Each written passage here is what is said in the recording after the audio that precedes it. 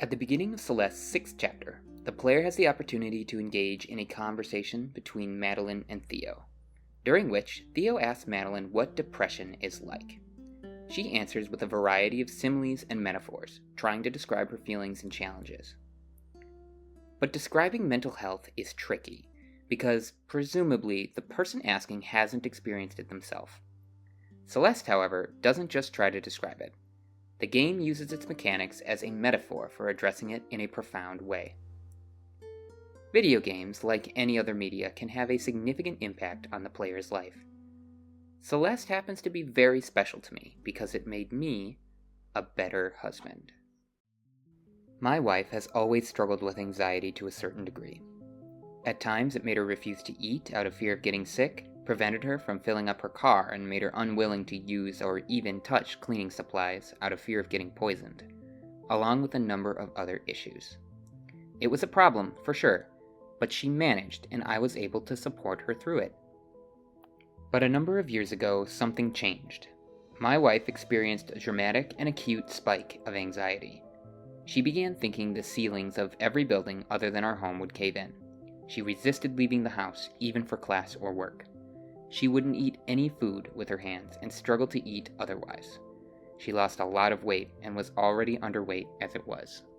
It promptly became evident that she needed therapy and fast. We got her in as quickly as we could, but her anxiety had taken complete control of her life. Everyday responsibilities, both in and out of our home, became a constant struggle. It was even hard for her to find enjoyment in the things she loved: video games, animation, reading. She could only enjoy them if she felt fully safe, and that was rare. What's worse is that I didn't understand. I tried to be supportive, but the situation was confusing and frustrating. Neither of us knew what could or would cause a panic attack or how long it would last. Her therapy and school fees were expensive, but she was working and attending class less and less. Fortunately, my income was stable, but unfortunately, the situation started to create resentment in me. I simply couldn't fathom where these thoughts and behaviors were coming from, and why she couldn't just ignore them like she did before.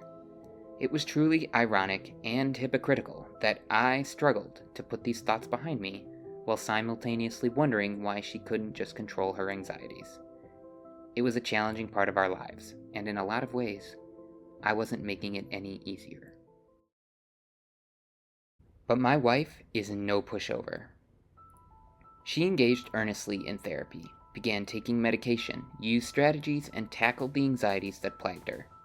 It took years, but she wrestled a grip on her anxiety. She's a pro now, if you're wondering. It was important for me to learn how to better support her throughout this time. I attended some of her therapy sessions with her, did my own research, and talked to trusted individuals on how to best help her. Despite all that, I still didn't really grasp what she was going through and the significant challenges she faced. How could I? I hadn't experienced it. That's when Celeste came along. I honestly don't remember how I came across it, but I do remember loving the art style and character designs. That's all it took at the time. I was surprised to find that the story was focused on dealing with mental health. That's when things started to click. See, Celeste uses the act of Madeline climbing a mountain as a metaphor for her battles with mental health. Her struggles with anxiety, depression, and self-doubt all laid out for the player to experience. A very direct metaphor. And it backs it up with its brutally difficult level design. But the game is clever. It is surprisingly forgiving and encourages practice to achieve mastery of its controls. Celeste accomplishes this with two core design decisions: short, very challenging screens, and a quick respawn timer. Celeste is divided into 8 chapters, and a 9th DLC chapter, which is more like 3 chapters in one. Each chapter is a collection of individual screens with increasingly difficult platforming challenges. Every time the player completes a screen, the game autosaves, and they gain a new respawn point at the beginning of the next section. When executed correctly, most screens only take a few seconds to navigate. There are some longer, gauntlet-style challenges that can take anywhere from 30 seconds to a full minute to complete, but those are quite rare and are generally relegated to the later levels. When the player dies, they respawn at the beginning of the current screen. or a checkpoint within a screen on the rare occasion that one is used. This results in the racking up of a huge amount of deaths. I have over 1,000 in my recent playthrough of the game, and my original playthrough has upwards of 12,000. Usually, the amount of time lost when dying is quite small, only a few seconds, but the individual challenges can be so hard that it feels like a huge setback.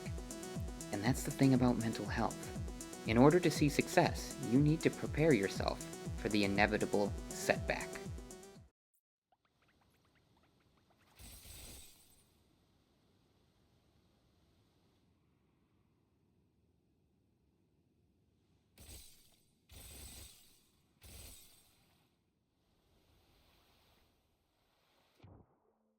And even though it can feel like you're not making progress, you can always stand back up and try again. You can always keep trying. You can always keep practicing. And eventually...